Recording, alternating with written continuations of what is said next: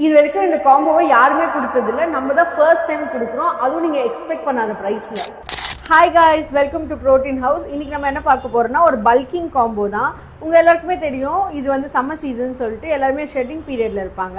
ஆனால் வந்து இந்த டைமும் பல்க் பண்ணுற பீப்புள்ஸ் இருப்பாங்க. ஸோ அவங்களுக்கான காம்போ தான் இது.